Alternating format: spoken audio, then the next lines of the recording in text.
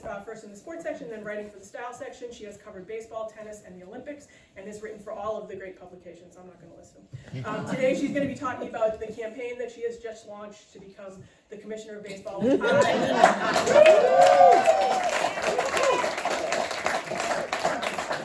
am happy to announce that I am personally endorsing that campaign today. I don't know why you're laughing. I've put other people into office.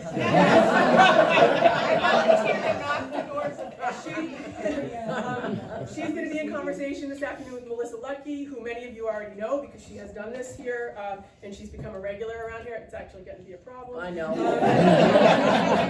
Her book, Locker Room Talk, which tells the story of her trailblazing court case in 1978 for equal access to the locker room so she could do her job, is also brilliant. And I expect many of you have already read it, but there are, as I said, copies in the back for those who haven't. Jane, I'd just like to present you with a little gift that we present to all of our special guests here. Melissa already has one, so she doesn't get one. But it is a stamp of your face. So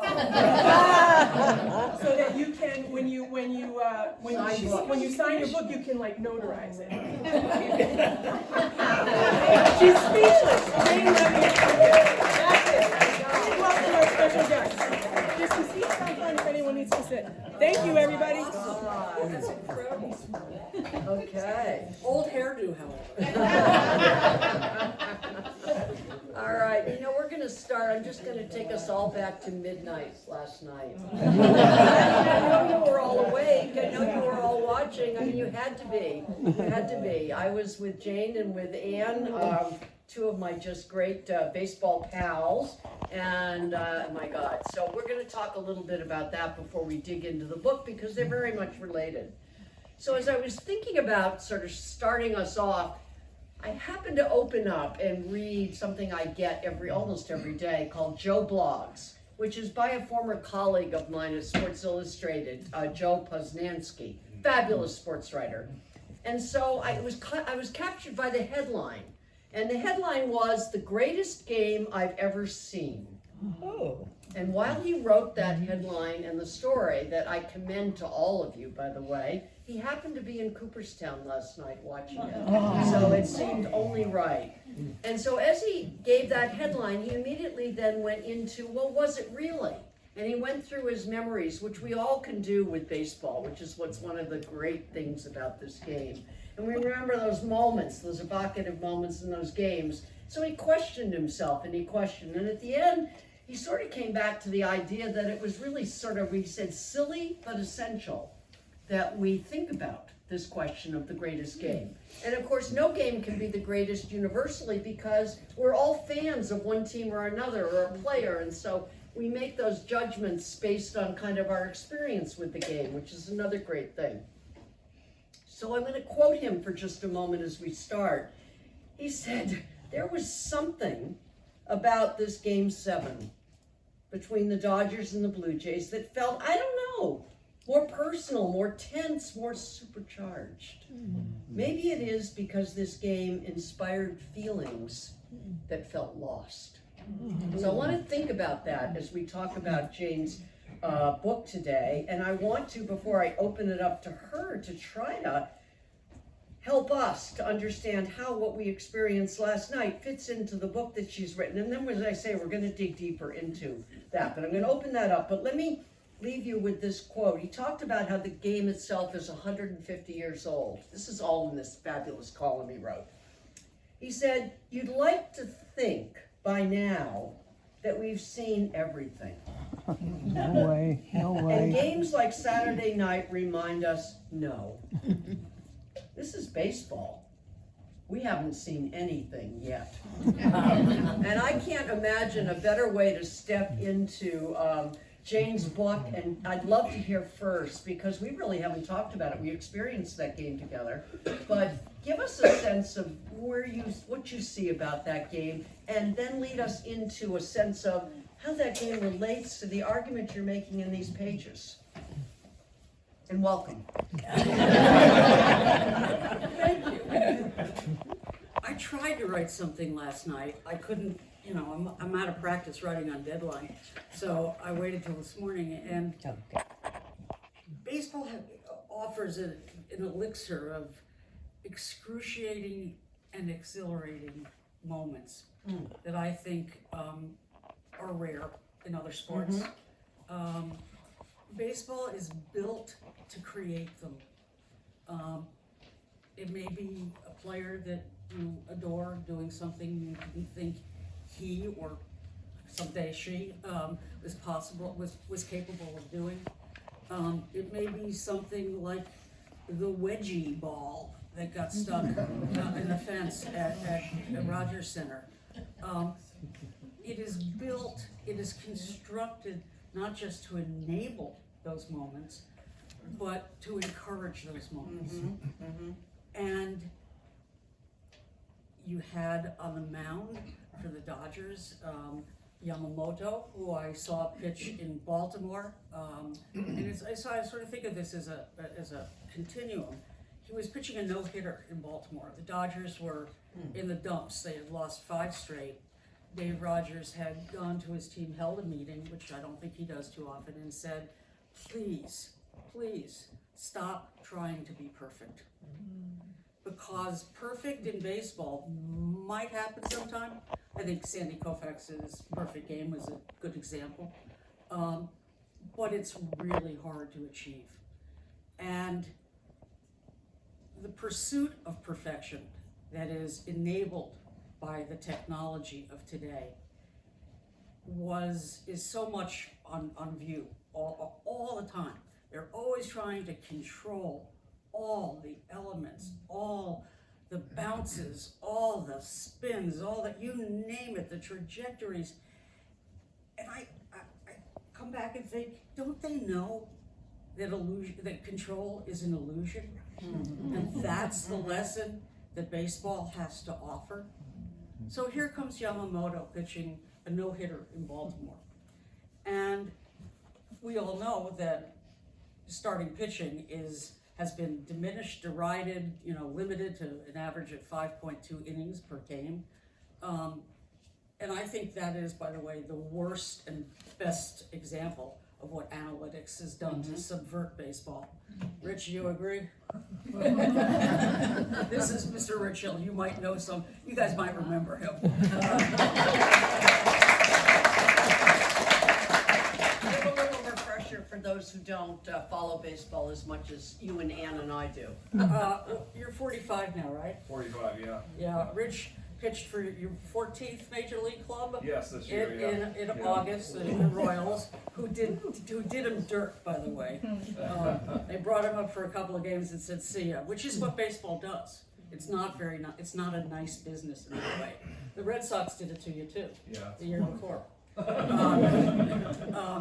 4 times with the Red Sox. 14 teams. Yeah. And I kept asking, are you ready to stop? Are you ready to stop? No, I think I have more to give. Yeah. And I loved that answer. I just loved that answer. Maybe you still do, but Yeah. don't get a knee replacement. But be sure you connect him, because in your book you do it so well with the perfect game. I mean, okay? So, I'm going. So Yamamoto comes out and for the 9th inning, he's got a no-hitter going. Nobody allows, specifically nobody named Dave Roberts allows pitchers to complete perfect games. Rich Hill, Miami. Miami, that's correct. Yeah, 1915. No, you're not that old. 2015. Nobody allows no-hitters to come to fruition. They're yanked out of there because the analytics have, decided that, the winning is the only important thing, and the way baseball is played today, organized today, doesn't align with the idea of what might be actually entertaining to the people who pay for the $18 beer. So Yamamoto comes out. Dave Roberts. I think there's 4 of you, 2 perfect games and 2 no-hitters. No-hitter. Yeah. That he's taking pictures out. That he's taking pictures out. And I gave him shit for it. In fact, I gave him shit that afternoon in the dugout at Camden Yards. I'm so sorry, I forgot you were here. And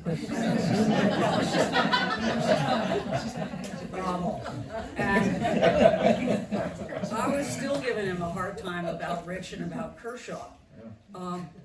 Because how often do we get somebody an opportunity to see how good someone can be under all those pressures? And that's what you were seeing last night. So he lets him come out, and he gets to 8 2/3 no-hit innings in Baltimore. And let's be real, you know, the Orioles suck, so it's a statement. It's nothing like Taylor Swift's new album. Like, And he gives up a home run to Jackson Holiday, and it's a wall scraper at Camden Yards. It's in center field, and there's no, you know, nobody's reaching over to bring it back. You can't with the way the infrastructure is built. It's just a home run. It's like that, and everybody's going, "Oh God, that's horrible. He lost the no-hitter," and I'm going, "No, it's not horrible. He had a chance to get the no-hitter, and the fact that it didn't happen that time, and I suspect it will for him sometime, the fact that the fans got to see that, it was maybe the best game of the year until last night." Yeah. So now Joe Poznansky goes on to say one thing which I want to bring in here, and then you can continue your story, because he writes about Yamamoto last night, and here's his observation about why this was maybe the greatest game ever in Yamamoto's performance. He says, Yamamoto, he woke up Gibson and Spahn and Feller, and he brought back the starting pitcher. Okay? There have been signs coming this at the end of this season, particularly with the Dodgers, because they had no relief pitching. And they woke up one day and said, "Gosh, we have starters. Why don't we use them?" And they've got Japanese players who are the guys that are like the guys we used to root for. That same weekend in Baltimore, Tyler Glasnow called in sick. He always calls in sick, so he has a backache. So who steps forward to say, "I'll pitch"? Shohei, right? Give me the coach. Give me the ball, coach. You know. I said to Dave, "Did you put it in his shoe?" I mean, you know, talk about old school. That's that I used to tell somebody they were starting. He said no, but he volunteered and he said he wanted to pitch. I saw Ohtani throw 11 100-mile-an-hour fastballs in 3 2/3 innings, and I thought that man is going to kill himself. They're tuckering him out. And this is a question I put to the world these days, you know, should he continue to pitch and hit the way he has? Because as you could all see, he was spent for the last several days of this World Series. Having done incredible things in the 18-inning game, he floundered afterwards. He barely hit, and he obviously wasn't sharp with his pitching, even though apparently Leo Mazzoni called me last night. He was a pitching coach for the Braves and said the strike zone was very tight. Yeah. Okay. Rich noted that. Okay. So Next year it's gonna be tighter. yeah, we can talk about that. So then what happens? Yamamoto would throw how many pitches on game 6? I think it was like 92 or 3 It was or in the something. 90s. Yeah. Put me in, coach. And in he comes. This is the same guy who goes back to the dugout between innings and takes notes in writing. Remember writing? You know, doesn't look at an iPad. Yeah. This is the guy who cleaned up the dugout, swept it, picked up all the peanut shells and the gum that's stuck to the bottom. It's not that like these guys are exactly clean, right? At the end of a game, dugout's a mess. Part of the Japanese tradition of cleaning up after yourself, and revering the game and the place that it's played. What he did last night eclipses what Sandy Koufax did in '65. And to me, that's why it probably is the best game ever played. And it was a privilege to see it. I was on CBC radio for an hour and a half before the game, and they asked me who I was rooting for. And I started to say, reporters don't root, and blah, blah, blah, blah, blah. And I said, I'm an American, I live in an occupied city, Washington. And I think we really owe you one. So I really did want Toronto to win. I don't know how you come back from a loss like this, given that they're going to lose some of their best players. That's the other story in baseball, is they're constantly rebuilding. No team, no roster, no lineup ever stays the same.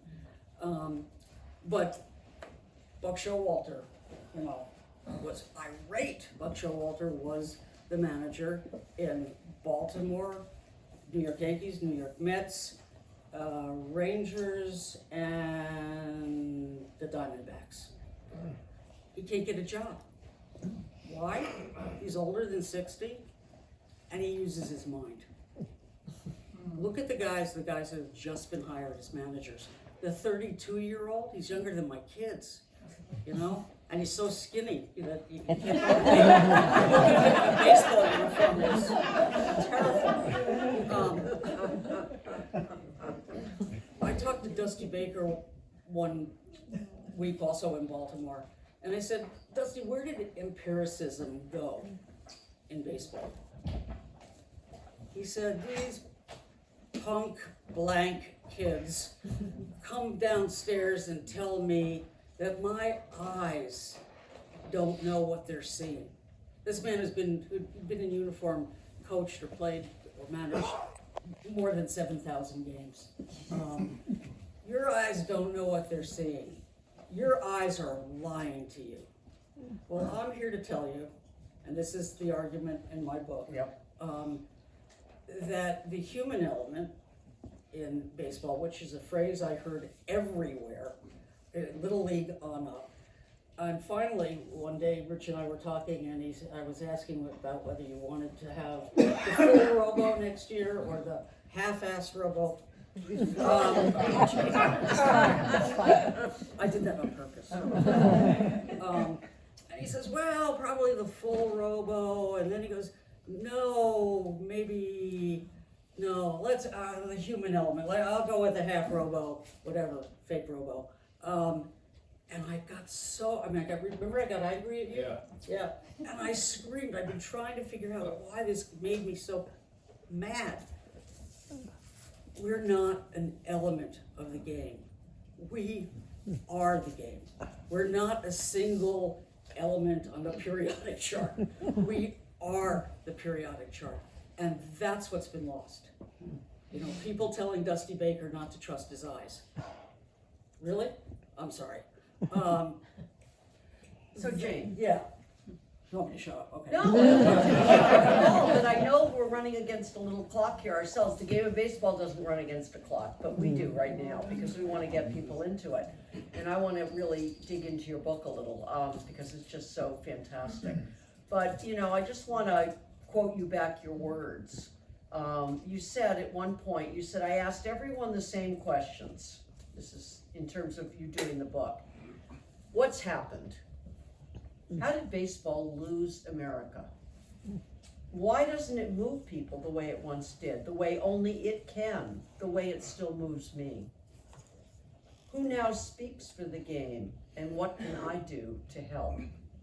So I want to go back to the origins of what gave you the idea of writing this book in the first place, because you really are a biographer of baseball. Before this That's is how I sold it to them. Okay, well, you can tell us that in a second. But I want to go back to Joe Torre, who you've known for many decades and who's now in the commissioner's office. But someone No more. No more. He left. Okay, but he's someone whose opinion and perspective you value a lot. And it was in him saying to you, "They're trying to make an imperfect game perfect." Torre said of the statisticians. I resent that. So take us from there, where that took you with writing this book. I was at breakfast with Koufax and Tori at the Otisaga Hotel, which is the headquarters in Cooperstown every year at the induction weekend. And I was like a little kid at this table. And of course there were rules, there's an etiquette. You can't take notes, you can't ask for autographs, you can't tape record. I wouldn't have been able to do any of the three, but I didn't happen to have anything to do any of the three with. And I listened to them have a conversation. It was like they were talking in baseball tongues. This happens, and this happens, this happens, boom, and this is what we're stuck with. And Joe looks at Sandy and says, hard to watch. And Sandy says, I don't watch. And I thought, and that is true. The last thing he said to me about it was, I'm over it. I've given enough of my life to baseball. Wow. And yet there he was, because he values teammates and he values loyalty.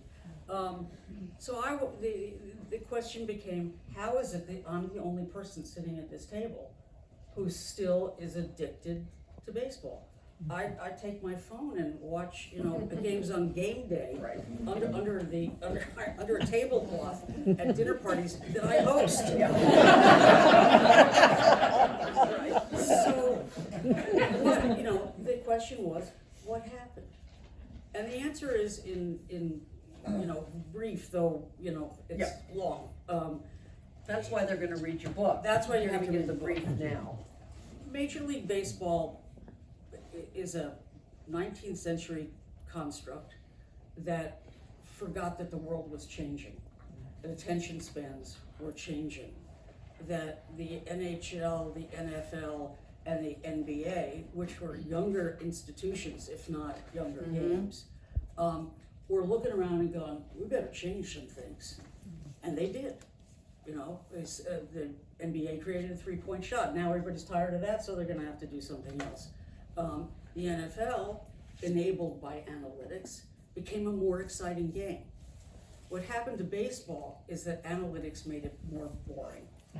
It's like, think of all the colors in a crayon box, where it's like the 198 box of them. Is that the biggest one? I think that is. I think that's the biggest one. And they squished it back down to the four basic colors, four primary colors. That is what the three true outcomes are. The three true outcomes are a walk, a strikeout, and a home run. And I believe that you, Rich, had an interaction with Brian Bannister, who was the pitching coach briefly in the minor leagues of the Red Sox. He's now with the White Sox, who explained that the whole point of analytic baseball is preventing the chaos of the ball in play. God forbid it gets loose in the infield. God forbid it wedges itself underneath the pads in the outfield. But it's bred this illusion among the people who do analytics, who don't necessarily know baseball or ever played baseball, that everything is controllable. And it's not. That's the best thing about baseball. And that's what you saw over and over again last night. The guy who never hits home runs hit a home run. Exactly. The guy who was just put in the game to play center field, leaps over the left fielder and gets the ball. And, I'm surprised that Kiki Hernandez got up again. It was a clinic, and if people don't recognize what they saw, it's the job of the players in the game, and it is the job of Major League Baseball to explain it, to encourage it, to get rid of some of the horrible rules that they've imposed and are about to impose that interfere with it. The ghost runner is an abomination, okay? That said, it's not going away. You know, once they do something, they're not, you know, somebody asked me on this at CBC yesterday, can we get rid of the DH? And I went, no. But we could change the ghost runner, right? We could, I did the research, if I know this, they certainly should. 75% of extra inning games end at the end of the 10th inning. So why end the game and make it end in a faux, you know, inauthentic way in the 10th inning? Why can't we let baseball games be decided like baseball games are supposed to be decided, at least until the 13th inning? Seems reasonable. What would be so bad about that? Why can't we fill up all those empty seats in all those baseball stadiums in America where the TV people, if there are TV people anymore, pan the stands and, oh my God, nobody's there. Why can't we let, may I ask you, how old are you? 8. Okay. Why can't we let kids like, what's your name? Abigail. Hi, Abigail. I'm Jane. Why can't we let kids like Abigail, accompanied by an adult, sober adult, into games for free? They've got the money, they've got the seats. We need to grow a new generation of fans, which they haven't bothered to try to do for a really long time. They've just been coasting on us oldsters. Right. And as somebody said to me in an interview, he said, well, you know, you're dying. It is staunch the creativity of players. This is something Rich and I talked about at great length, and maybe you can speak to. We're in the locker room in Pittsburgh. The day after you pitched the opening game, the year you were with Pittsburgh, which was 2023. Correct, yeah. And you were talking about how for you, pitching is an exercise in imagination and trying to see what different things you can do with a ball, you know, in a given situation. And I said, well, you know, give me an example. And he says, well, it's like painting. Suddenly, you know, you're looking at the canvas and you're saying, you know, it could use a little red right there. Or it could use a 64-mile-an-hour changeup right there, which nobody's expecting. And you got an out, right? With that pitch? Yeah. Can you expand on that a little bit? Yeah, I think a lot of it, you know, the game kind of tells you what to throw, and you know, as you're out there in the heat of competition, that's kind of you know, your barometer of knowing what your stuff is doing that day. But being able to, like, for example, the game last night, what is the game, 2 nights ago, what is the game telling you to do? What is it telling, you know, Chase Utley, who was a great player, would describe it that way. He would say, what is the game telling you? You know, what is it presenting to you on how to, you know, hit the ball or bunt, or, you know, 2 nights ago, they run into Blue Jays second and third, no outs, and Ernie Clement tries to hit a home run. As opposed to Glasnow coming into the game, fresh out of the bullpen, he's a starter, analyzing the situation, understanding the gravity of the situation, and taking a pitch, or taking a strike, or getting into the count, working the count, as opposed to trying to, you know, do too much. And that's a little bit longer of the explanation of what I see when I'm out there pitching, and what the hitter is telling me. Well, Where he's set up in the box, you know, how he took the last pitch, how did he follow it off. You know, you were talking about the game and seeing the game and bringing a different, how did you say? Like different aspect of it, of bringing more kids into the game and having them understand. You know, when you look out there at the baseball field, where are the fielders set up? What are the first? You know, when I look, that's what I wanted to see last night. Is where are the infielders? Where are the outfielders? What is the first base coach doing? What is the third base coach doing? How is the catcher coordinating, communicating with the third baseman? What is he looking at? All this stuff you look at in a 3-second span, and it gives you all this information back. But that's experience. So how do you teach that to a new audience? You talk about it. That's the biggest thing, is explaining why is this guy shifted over here? What is the opportunities of, and you wanna bring analytics into it, great. He has a 13% chance of hitting the ball between third base and shortstop. He has a 75% chance of hitting the ball up the middle. That's why maybe they pinch the middle a little bit more. Right side is open as well. There's a percentage there. So introducing like the flow of that, but also the intrigue of like why the fielders are moving around to the kids, that might spark some interest. I know the conversation that I had with Brian Bannister back in 2015 creatively for me changed my career, because he said, what do you think about changing the shape of your breaking ball? And I was like, well, I can do that, but nobody had ever like really opened that door before. So that for me completely took a different course of action for my career, because I felt freedom to do it, but also, again, and that's where I benefited from analytics. But I also think with analytics as well, it can either promote creativity or it can kill creativity, because you're chasing something that you shouldn't be. So you got to chase the right things. Interesting. So, you mentioned the idea, and I think you said the word boring at one point, where you started talking a little bit about data and analytics. But what I want to do is end here with you reading from the book, but I want to I first... gotta ask Pecco a question first. All right, You that's guys good. can- Okay, yes. Okay, so Talking the other of person analytics, right. who's here, who is, prominently featured in the book, as is Rich, is Pecco Hassoi, who co-founded the Sports Analytics Lab at MIT. Oh, She was wow. on the committee to decide whether the ball was really juiced in 2017 and 2018.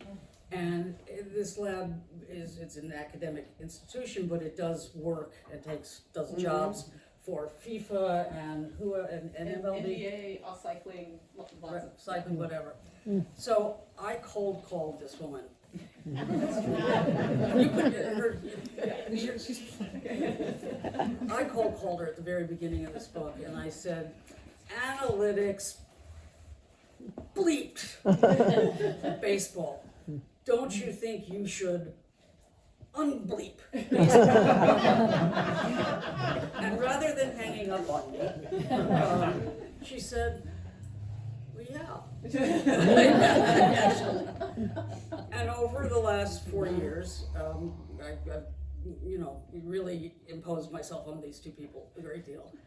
One of the things that you've educated me about is to look at baseball as the canary in the coal mine. If you look at the field and you see the way in which decisions are determined now, by numbers, by equations, by algorithms, you're looking at what's going on with your insurance, and why you get certain ads on your Facebook page, and a zillion other things that are running your life that we don't know about, right? And Pecco went on to say, am I supposed to be reading this part? Well, you may be reading this Okay. part in a mug, but that's great. I just changed where you're starting. Okay. Conversation. Pecco went on to say, the problem with analytics is not the numbers, it's not the information. The information is good. The problem with analytics is that a lot of the people who are creating these algorithms, if I'm misstating it, please speak up, don't have what's called in data science. And data science, by the way, is the only science that's not under assault by the Trump administration. Yes. She said, the people who are creating these algorithms don't have what's called in data science domain knowledge. That means they don't know what they're talking about. And worse, she said, is they don't think they need to. And then think back to what Dusty was saying. He has something, not only to add, but that is often should be decisive in a given situation. Can you elaborate just a little bit? I will. At first, I will say it is absolutely true that she cold called me and immediately swore at me in the first sentence.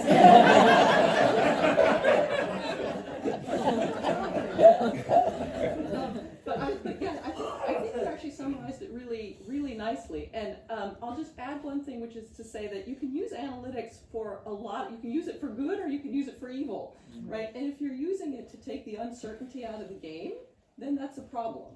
If you're using it to make the game more interesting or more enjoyable to the fans, then that's more interesting, which is one of the things that we tried to do. So, and Jane, I have to say, she was very persistent. she said we have to actually use analytics in a useful way. So how can we use this in a way that makes the game more interesting to the fans? Which we eventually actually did and tried it out at a Cape Cod game. But Abigail might like to hear about this. yes, but this would never have happened had she not called me up every day and said, "Have your students finished the game yet?" So, everybody accuses me of being anti-analytics, but I'm not. I mean, let's be real, they're not going away. It's a question of who controls the field and how to use them. So, people like your age and older, they don't communicate with the world the way us old people used to. It's all through a handheld, right? So Pecco and her students came up with a handheld game. We talked about it for a long time, whether it could be done with a QR code.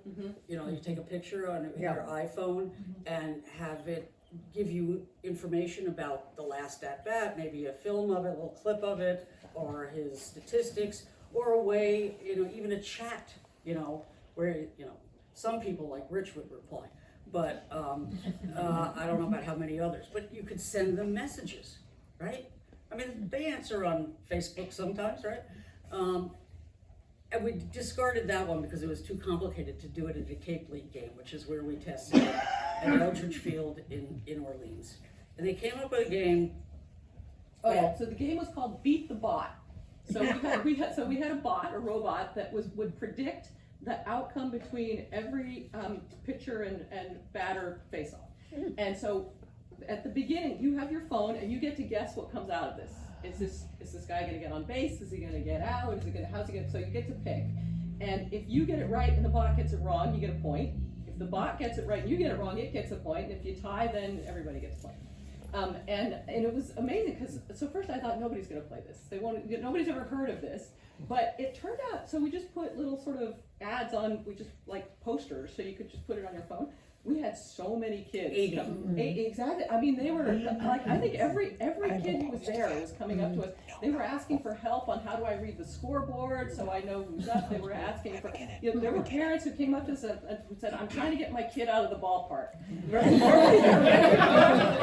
I can't get him to so, and in fairness, we did give out stickers at the end for anybody who beat the bot. So maybe they were staying for the stickers. I don't know, but they like the way they were interacting with the game. Parents were telling us was different when we put this game in. So there are a ton of things that Major League Baseball could be doing aside from giving away free seats to encourage a new generation to look and to learn what about at baseball and what makes it so phenomenally worth your time and effort.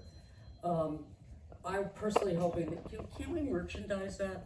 We'll give it away for free. No, I wouldn't. Sorry. I don't want to write another book. Okay. Morgan Sword, who is the executive vice president of Major League Baseball in charge of everything that matters that goes on the field. The last day I was talking to him, he said, so what did you learn? And I said, well, I learned that people really do love baseball. They just want baseball to love them back. And then he said, are you putting a ballad at the end of the book? You should really have a ballad. Publisher wouldn't do it, but feel free to write it. We're not going to do the reading, but I'm going to tell you that as a reader of her book, and I went into it not knowing what to expect, and I'm not a big stats person. In fact, I don't understand them most of the time. I'm much more an English than a math person. But this book isn't about math. It's about the human element. And she is going to take you on an adventure unlike any other adventure that anyone else has ever attempted to do. and she's gonna take you to places that you've never imagined exist, and she's gonna take you inside of them, and then she's gonna tell funny stories and have people respond to her, again, her persistence. You will see her as a persistent force in this book. There is definitely a presence. So with that, and your concluding thing, I'm not even gonna have you read, because that was a fabulous way to end it. You just said it. So we're gonna open it up for questions. Joyce, you get first because you're here. You Yeah, live and here. the book is amazing. Yeah. I really, really enjoyed it, and I did warn Katie that you were a potty mouth before. So you talk a lot about some of the things that are wrong and some of the things that are right. One of the things that really struck me was the conversation that you had about